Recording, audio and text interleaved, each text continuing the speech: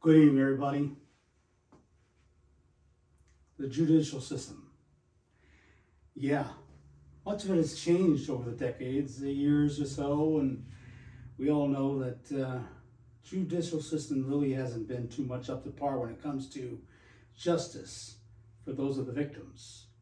Did you know back in the 1700s or thereafter, they used to do hanging to take care of criminals?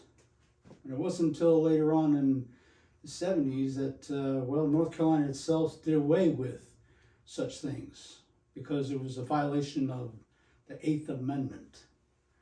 Yeah, so what about the victim? Nowadays, the victim doesn't get a whole lot of justice whatsoever.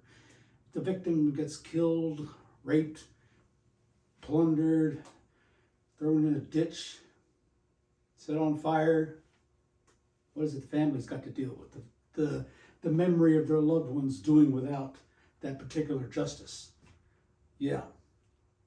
But today it seems as if though the suspect, the ones that actually caused the crime, they're the ones that are getting all the extravagance of the judicial systems. They get their, way of talking over with their attorneys is maybe getting down to lesser charges, lesser time, getting that 3 square meals a day. Yeah, a 6x8 cell. They can actually talk to their neighbor, the cellmate on over.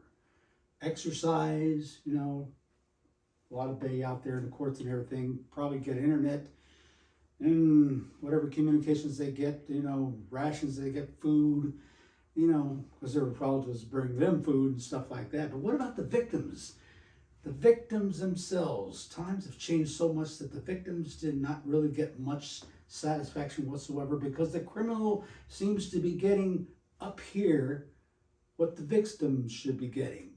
But the victims are down here, having to deal with the memory of a loved, lost one, and who knows what's in it.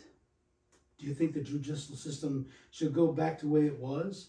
When there was hangings, some states probably do still allow that, but it's probably not too much heard of. But there's also the firing squad. Some states do allow that. But you see, we've gone so soft on the criminals themselves that they have their rights, They can't be gas chambered because that's against their rights. They can't be hung because that's their rights. Where's the rights of the victim? Who stands for them? Society has just turned their back. What do you think?